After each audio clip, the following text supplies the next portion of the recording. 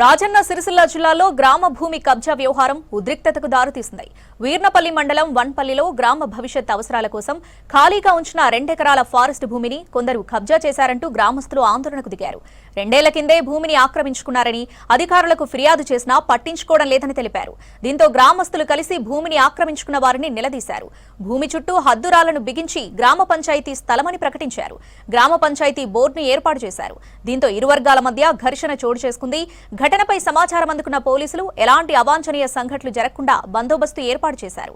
గ్రామ పంచాయతీకి చెందిన భూమిని ప్రైవేట్ వ్యక్తుల చేతుల్లోకి వెళ్లనివ్వమని స్పష్టం చేశారు గ్రామస్తులు.